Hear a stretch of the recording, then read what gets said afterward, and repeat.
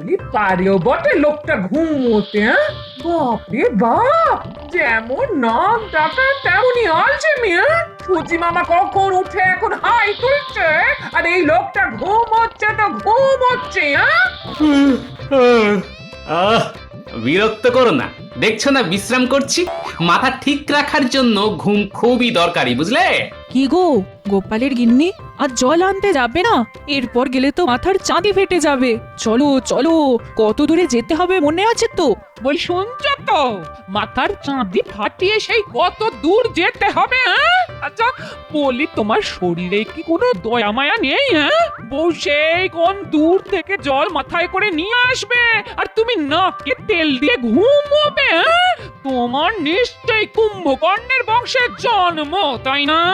হ্যাঁ, ওই কুম্ভকর্ণ আমার মামাতো শালার পিসতুতো ভাই। এই শোনো, তোমার সঙ্গে কথা বলার কোনো ইচ্ছেই আমার নেই। তোমার বাক্কিবার মহারাজকে গিয়ে শুনিও। আমি এখন চললাম। কথা বলতে বলতে যে নাক ডাকে সে একটা অমানুষ, সে ব্যাপারে আমার কোনো সন্দেহ নেই।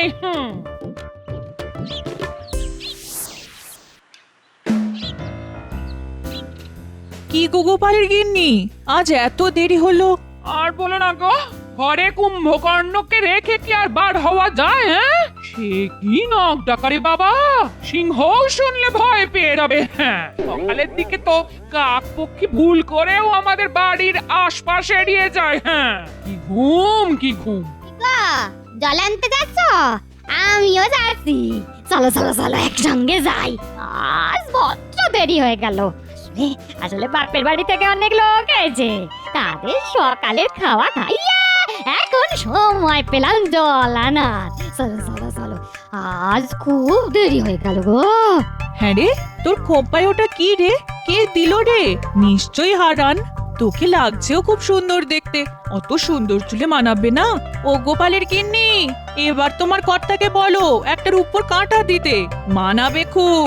আমার কথা তো বিয়ের পর থেকে আমার দিকে ফিরেও তাকান, আর তিনি দেবেন রূপর কাঁটা, হ্যাঁ? কি বলবো আর তোমাদের, ওরকম হাড় কেটে লোক আমি জীবনে দুটো দেখিনি বাবা। হ্যাঁ,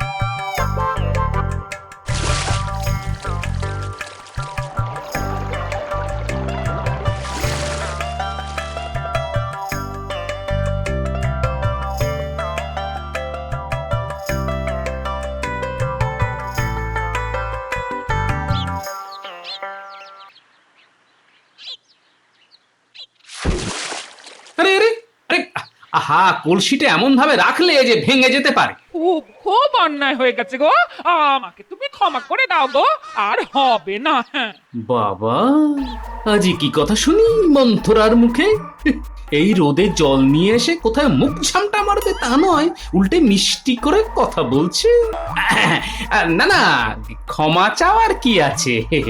তুমি কি আর ইচ্ছে করে করেছো? ভারী তো একটা মাটির হাড়ি, তার জন্য এত করে বলার কোনো দরকার নেই গিন্নি। মাটি বলে কি কোনো দাম নেই, হ্যাঁ?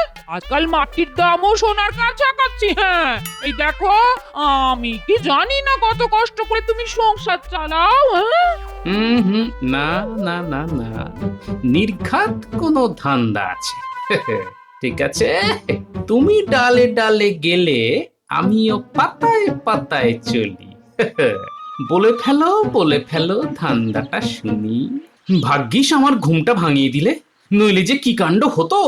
এমনিতেই রাজসভায় যেতে রোজ দেরি হয়ে যায়, আজ তো যেতেই পারতাম না, যা দেরি করে ঘুম থেকে উঠলাম। বাপরে বাপ, আজ হারানের বউয়ের চুলে দেখলাম একটা ভারী সুন্দর রূপোর কাঁটা।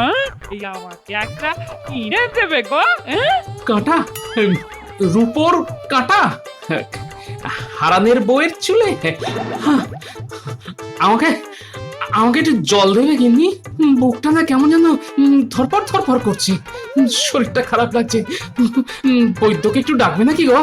যতদিন না আমার চুলের উপর কাঁটা ওঠে ততদিন আমি এই বাড়ির জলস্পর্শ করব না, এই আমি বলে রাখলাম। হ্যাঁ,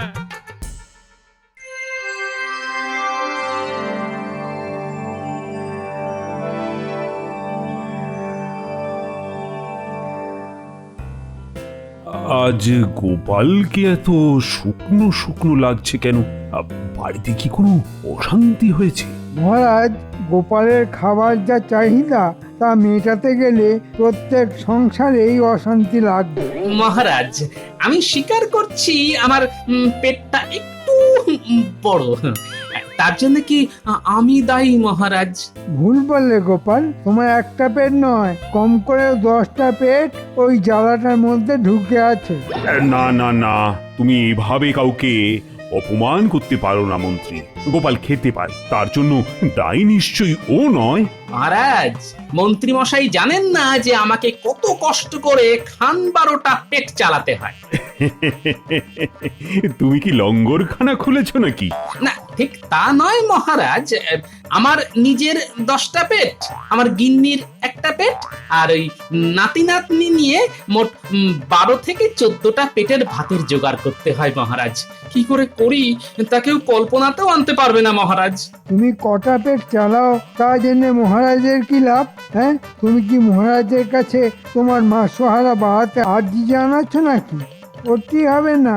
অন্তত মহারাজকে আমি অনুরোধ করব তিনি যেন তোমার ওই আর্জি মেনে না নেন। আপনি যে মুখ দেখেই মনের কথা বুঝতে শিখেছেন তা জেনে খুবই পুলকিত হলাম।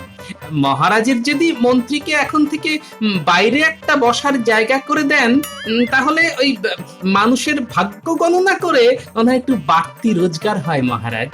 আর অন্য পথে রোজগারের কথা ভাবতে হবে না। মহারাজকে আমি কিছুতেই গোপালের ফাঁদে পড়তে দিতে পারি না।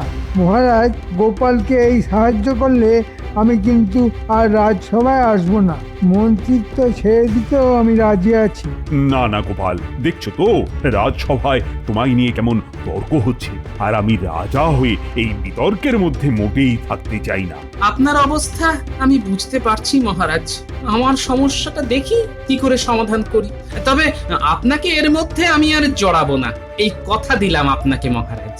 দেখো গোপাল, তোমাকে আমি খুব ভালোবাসি, তাই খালি হাতে তোমায় ফিরিয়ে দেব না, কিন্তু সেটা ধারও নয়, দানও নয়। বুদ্ধি করে যদি আমার কাছ থেকে মোহর জোগাড় করতে পারো তো আমি বুঝবো তোমার এলেম আছে।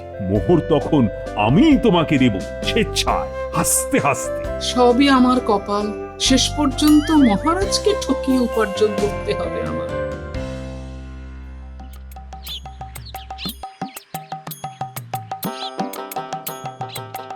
দাদু দাদু দাদু, চলো না, আজ আমার পুতুলের বিয়ে। চলো চলো চলো, দেখে আসবে, চলো। কি বললি? তোদের পুতুলের বিয়ে? তা বর এসে গেছে? না, এখনো আসেনি, একটু পরেই আসবে। চলো না, চলো না, দেখে আসবে। হ্যাঁ হ্যাঁ, চল চল চল চল চল। তা কোণে কে সাজালো? দিদা কি সুন্দর সাজিয়েছে, তা চোখে না দেখলে বিশ্বাসই করতে পারবে না। মনে হয় তোর দিদার কোণে সাজার শখ হয়েছে। কোণে কোণে সাজার শখ, পুতুলের বিয়ে।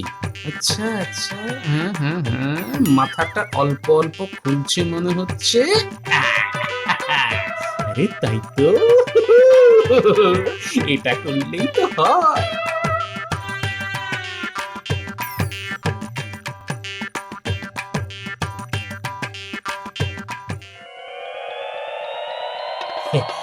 বাহ, কি সুন্দর তোর দিদা কোণে সাজিয়েছে রে, খুব সুন্দর, একেবারে যেন দিদাই। আর আর বর কোথায় গেল? বর বর বললাম না, বর এখনো আসেনি, এক্ষুনি এসে যাবে। দাঁড়িয়ে দেখে যাও না, তবে বরকে না একদম তোমার মতো দেখতে। হ্যাঁ, বলিস কি রে? বরকে দেখতে আমার মতো? কে বর সাজিয়েছে বলতো? দিদা শিখিয়ে দিয়েছে, আমরা তৈরি করেছি। তা তোর দিদার বোধহয় আবার আমাকে বিয়ে করার শখ হয়েছে।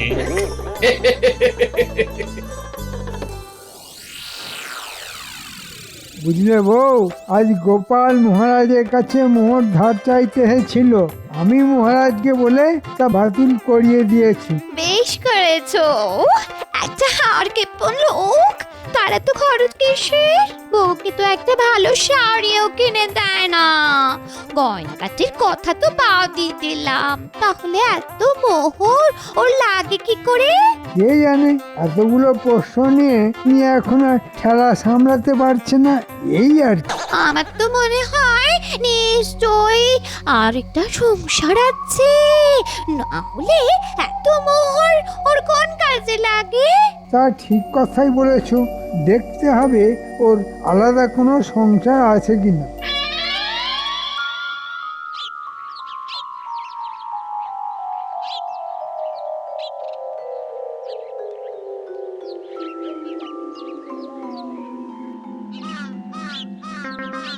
কি ব্যাপার গোপাল, তোমাকে এত অস্থির লাগছে কেন? হবে না, বুদ্ধি লড়াই লড়তে গেছে আপনার সঙ্গে, আমি থাকতে পেরে উঠবেন না, তাই এত অস্থির হয়ে আছে। হ্যাঁ, তাই নাকি গোপাল? তা তোমার এত বুদ্ধি, আমার সঙ্গে না হয় নাই বা পারলে, তাতে কি যায় আসে? আগে আপনার সঙ্গে বুদ্ধিতে আমি কখনোই পারবো না, বিশেষ করে মন্ত্রী মশাই যতক্ষণ আপনার পাশে আছেন সেটা আমি জানি। কিন্তু আমি একটা অন্য ব্যাপারে খুব ব্যস্ততার মধ্যে আছি মহারাজ। মহারাজ, দেখুন গিয়ে গোপালের অন্য কোনো সংসার আছে কিনা। এ কি বলছো তুমি মন্ত্রী? গোপালের আরেকটা সংসার আছে? না না না না, এ হতেই পারে না। মহারাজ, আমার মনে হচ্ছে মন্ত্রী মশাইয়ের বুদ্ধির উন্নতি হয়েছে। কিভাবে এটা হলো তা খুবই রহস্যের ব্যাপার মহারাজ। কল্পনা শক্তি যে আপনার মন্ত্রীর এত প্রবল তা আগে জানতাম না মহারাজ। তোমার ওই কুমড়ো পটাশ মাথায় যদি ঘিলু থাকতে পারে, আমার থাকবে না কেন?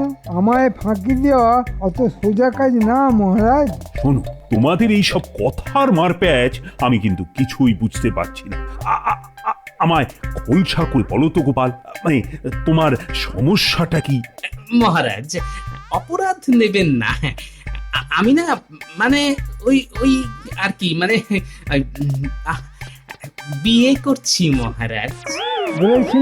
বলেছিলাম মহারাজ, আমার ভাবতে লজ্জা লাগছে, এই বয়সে গোপাল আবার বিয়ে করতে যাচ্ছে। ছি ছি ছি। গোপাল, সত্যি করে বলো, এটা সত্য না রসিকতা?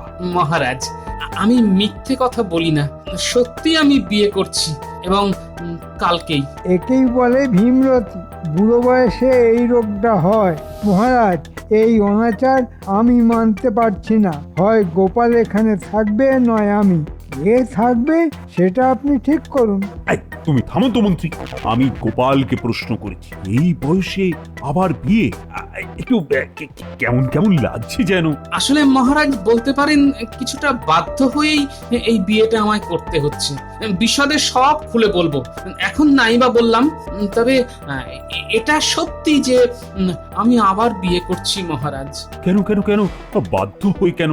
ইয়ে আবার কেউ বাধ্য হয়ে করে নাকি? কখনো কখনো করে কখনো কখনো, সেটা শুনলে বুঝতে পারবেন।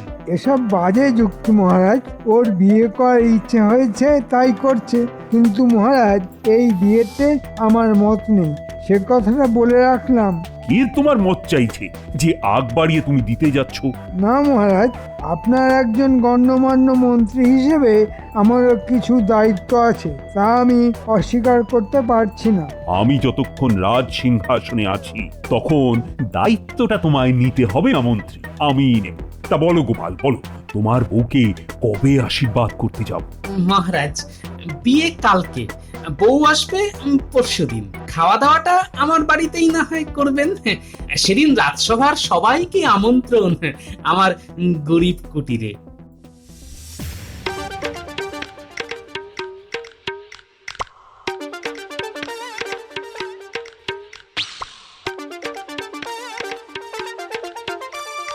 আরে গোপাল যে, শোনো শোনো শোনো, এদিকে এসো, এদিকে এসো। শোনো, মাছ কিনতে গেলে না আমার কাছ থেকেই কিনতে হবে, বুঝেছো?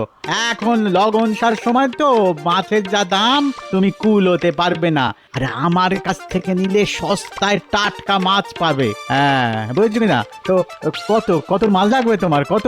অনেক অনেক, তোমার কাছে যত মাছ আছে তা তো নেবই, দরকার পড়লে অন্য দোকান থেকেও নেব। আমার চাইতে ভালো মাছ এখানে কেউ দিতে পারবে না, বুঝছো না? আর সস্তাতে তো নয়। দাও দাও দাও, যত পারো মাছ দাও। ভালো দেখে দেবে কিন্তু, নইলে বুঝতেই পারছো কি হবে। তার পাচ্ছি না, মহারাজকে বলে দেবে এই তো। তা গোপাল, এত যে মাছ দিচ্ছ, দাম দিতে পারবে তো? আমি আমি দাম দেবো কেন? দাম তো দেবে মহারাজ। মহারাজের কথাতেই তো মাছ নিতে আসা। ও তাই বলো। আচ্ছা তাহলে নাও নাও নাও, কত মাছ নেবে নাও। দাঁড়াও দাঁড়াও দাঁড়াও দাঁড়াও দাঁড়াও, আমি আমি আমি আমি আমি বেছে বেছে ভালো মাছ দিচ্ছি। মহারাজ বলে কথা, বুঝেছো কিনা? ভালো না দিলে তো শুলে চড়তে হবে। হ্যাঁ, সেটা মাথায় রেখো কিন্তু। কি হলো? বলি আমার রূপোর কাঁটা কোথায়? আরে হবে হবে, আমি যখন কোনো কথা দিই তার কখনো খেলাপ করি না গিন্নি। রূপোর কাঁটা তুমি পাবেই, কিন্তু একটা শর্তে, তোমাকে মৌনব্রত পালন করতে হবে। মৌনব্রত পালন করব আমি? কেন? কি দায় পড়েছে আমার? না করলে কিন্তু রূপোর কাঁটা পাবে না। আমি সেই দোকানে গেছিলাম যেখান থেকে হারানের বউ রূপোর কাঁটা কিনেছে। ও বাবা, সেই দোকানদার যেমন তেমন নয়, সবাইকে কাঁটা বিক্রি করেই না। আগে তাকে দেখবে রূপোর কাঁটা কিনে তার মধ্যে কোনো অহংকার প্রকাশ পাচ্ছে কিনা। যদি একবারও সেটা দেখতে পায় তবে কাঁটা বিক্রি করবে না। হ্যাঁ, এমন তার নিয়ম। সে আসছে, তুমি ভালো শাড়ি পরে তার সামনে একদম চুপ করে থাকবে, বুঝেছো? না, কিছুতেই বুঝতে পারলাম না। রূপোর কাঁটার জন্য আমি সব মেনে চলবো, হ্যাঁ, তবে তাতে যদি না পাই তবে তোমার একদিন কি আমার একদিন। হ্যাঁ হ্যাঁ, সেটা মনে রেখে যা বললাম তা অক্ষরে অক্ষরে মেনে চলবে, কেমন?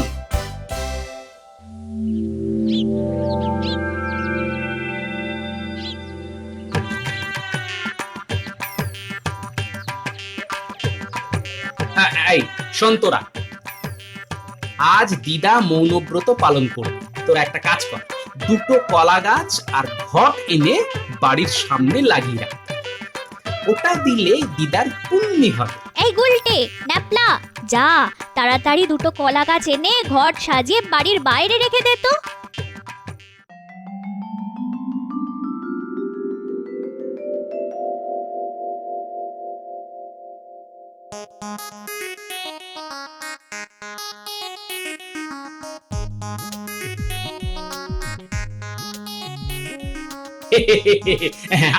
আসুন আসুন মহারাজ, আমার কি সৌভাগ্য, আজ আমার বাড়িতে আপনার পদধূলি পড়লো। ঠিক আছে ঠিক আছে, আমার সঙ্গে এতটা বিনয় না করলেও চলবে। তা দেখি দেখি তোমার বউয়ের মুখটা আশীর্বাদ করতে হবে তো। এদিকে আসুন মহারাজ, এদিকে আসুন। আরে লজ্জার কি আছে? তুমি গোপালের বিয়ে করাবো।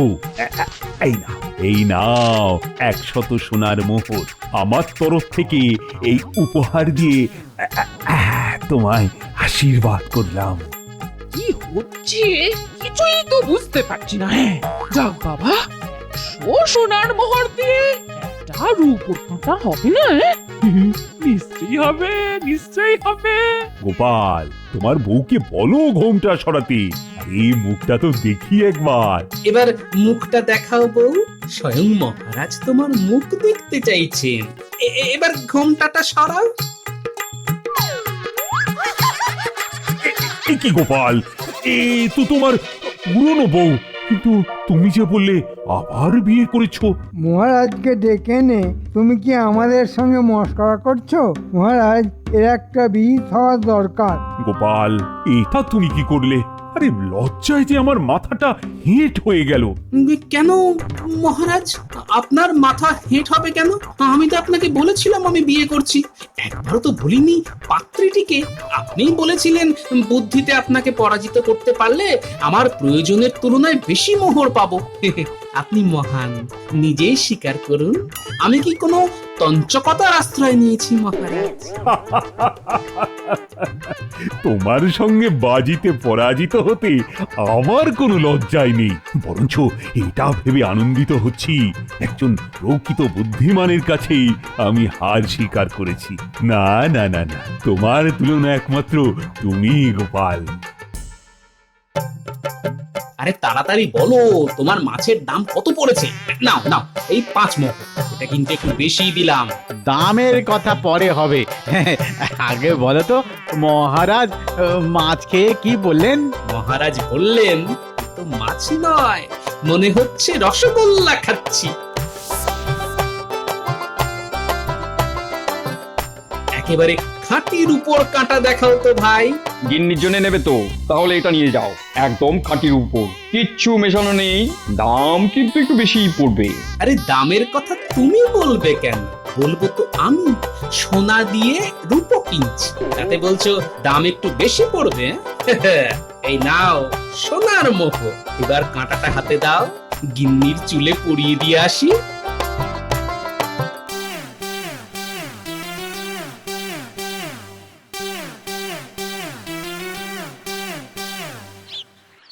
গিন্নি, অগিন্নি, অগিন্নি বলি গেলে কোথায়? এই দেখো দেখো কি এনেছি দেখো। দাদু এসে পড়েছে, তুমি দাদুর দিক থেকে মুখ ঘুরিয়ে বসো, আমরা দরজার আড়ালে লুকিয়ে আছি। তোমার জন্য দেখো রূপোর কাঁটা নিয়ে এসেছি, তুলে দেবে না? ও, তোমার ইচ্ছে হয়েছে আমি পরিয়ে দিই, তা দেবো না কেন? এই দিলাম খোপায় খাঁটি রূপোর কাঁটা পরিয়ে। দাদু, আমরাও আছি। এই দেখো না, আমরা দুটো মালা নিয়ে এসেছি। এবার দিদা তুমি দাদুর দিকে তাকাও, আর দাদু তোমার দিকে। এই নাও মালা, দুজন দুজনকে পরিয়ে দাও। শুভ দৃষ্টি থেকে মালা বদল সব করতে হবে। রূপোর কাঁটা দিয়ে দাদু দিদার বিয়ে। দাদু বলল বুড়ি, আমার মুখ পুরি। দিদা বলল বর, তুমি কি আমার পর?